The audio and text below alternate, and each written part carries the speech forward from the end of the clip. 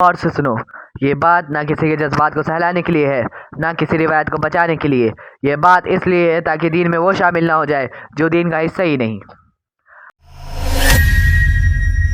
ہر سال 27 رجب آتا ہے اور اعلان ہونے لگتا ہے آج کا روزہ بہت فضیلت والا ہے، آج معراج کی رات ہے، آج کا روزہ 1000 روزوں کے برابر ہے۔ ارے مسلمانوں، ذرا ٹھہرو، ذرا قرآن کھولو، ذرا حدیث دیکھو، ذرا نبی صلی اللہ علیہ وسلم کا طریقہ پوچھو۔ سب سے پہلا اور سیدھا سوال، کیا قرآن نے 27 رجب کے روزے کے بارے میں کوئی حکم دیا؟ کیا نبی صلی اللہ علیہ وسلم سے اس روزے کے بارے میں کوئی حدیث ہے؟ کیا صحابہ نے اس دن کو کوئی خاص روزے کے لیے مقرر کیا؟ جواب صاف اور واضح طور پر نہیں، نہیں، نہیں۔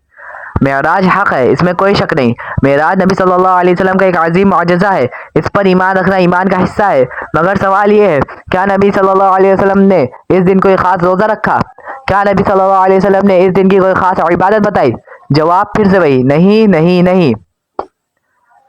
اہل علم کی صاف بات، ائمہ احادیث، محدثین، فقہ، سب نے صاف صاف لکھا ہے 27 رجب کی تاریخ متعین کر کے روزہ رکھنا ثابت نہیں، نہ صحیح حدیث سے، نہ حسن درجے کی حدیث سے، نہ ضعیف جو قابل عمل ہو۔ حتیٰ کہ بہت سی روایت کو ائمہ نے من گھڑت بتایا۔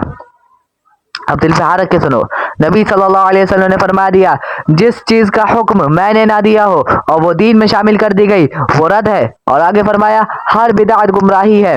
یعنی نبی صلی اللہ علیہ وسلم نے کہا ہر بدعت، اب کوئی ایکسپریشن نہیں، کوئی کیلنڈر ایکسپریشن نہیں، ہر بدعت مطلب ہر بدعت۔ اب یہاں لوگ ایک کھیل کھیلتے ہیں، کہتے ہیں بھائی ہم تو روزہ رکھتے ہیں، روزہ تو نیکی ہے۔ ہاں روزہ نیکی ہے، لیکن کب؟ جب اللہ اور اس کے رسول صلی اللہ علیہ وسلم نے بتائی ہو۔ اگر ہر نیکی اپنے مرض کی بات لی جائے تو دین انسان کا بن جاتا ہے، رب کا نہیں۔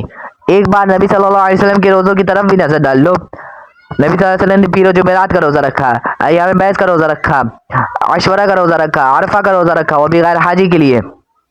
یہ سارے روزے صحیح دلیل کے ساتھ صحیح حدیث میں ثابت ہے۔ مگر 27 رجب خاموشی، مکمل خاموشی۔ اصل خطرہ کیا ہے؟ مسئلہ یہ نہیں کہ لوگ روزہ رکھتے ہیں، مسئلہ یہ ہے کہ لوگ کسی دن کو خاص عبادت بنا لیتے ہیں اور سنت کو پیچھے چھوڑ دیتے ہیں۔ آج 27 رجب ہے، پھر 15 شعبان آئے گا، پھر 12 ربیع الاول آئے گا۔ دین کیلنڈر سے نہیں چلتا، دین وحی سے چلتا ہے۔ ذرا سوچو، اگر آج نبی صلی اللہ علیہ وسلم آ جائے اور دیکھے میری امت وہ روزے رکھ رہی ہے جو میں نے نہیں رکھے، اور وہ چھوڑ رہی ہے جس کی میں نے تاکید کی، کیا یہ وفاداری کہلائے گی یا نافرمانی؟ اب ایک نقطہ اور سمجھ لو، اگر یہ نقطہ سمجھ آ گیا تو آدھا فتنہ خود بخود ختم ہو جائے گا۔ مسئلہ یہ نہیں کہ لوگ روزہ رکھ رہے، مسئلہ یہ ہے کہ لوگ کسی خاص دن کو دین بنا لیتے ہیں، بغیر دلیل، بغیر ثبوت، بغیر سنت کے۔ دین میں عبادت کی صرف 2 شرطیں ہیں، صرف 2۔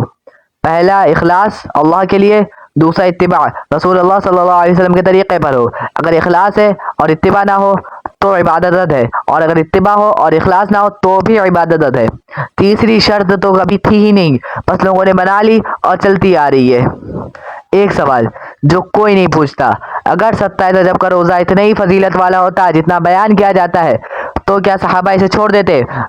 تابعین خاموش رہتے؟ محدثین لکھے بغیر گزر جاتے؟ ارے یہ تو وہ لوگ تھے جو نبی صلی اللہ علیہ وسلم کی ایک ایک ادا کو محفوظ رکھتے تھے۔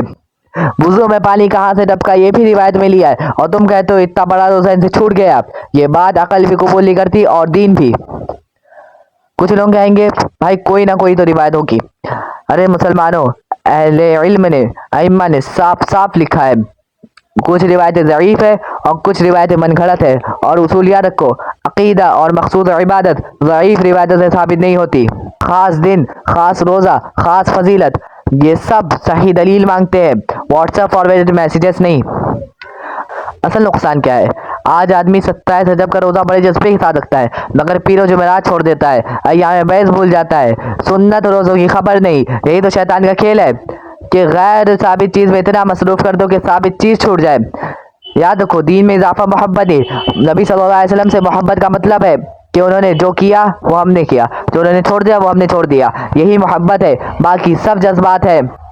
اب ایک سخت مگر سچ بات، جب تم کہتے ہو کہ ہم 27 رجب کا روزہ خاص کر کے رکھیں گے، گویا کہ تم کہہ رہے ہو یا رسول اللہ صلی اللہ علیہ وسلم آپ سے یہ روزہ چھوٹ گیا تھا، ہم نے پورا کر دیا۔ نعوذ باللہ، اللہ کی پناہ مانگو۔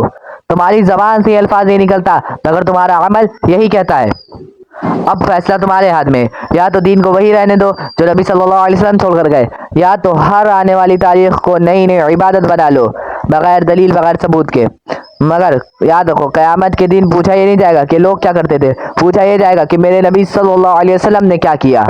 اگر روزہ رکھنا ہے تو نفلی روزے رکھو، نیت کرو میں اللہ کی رضا کے لیے نفلی روزے رکھ رہا ہوں، بس یہ سنت قریب ہے اور بدعت سے محفوظ ہے۔ اللہ سے دعا ہے اللہ ہمیں کہنے سننے سے زیادہ عمل کرنے کی توفیق عطا فرمائے اور سنت سے محبت اور بدعت سے نفرت عطا فرمائے، آمین۔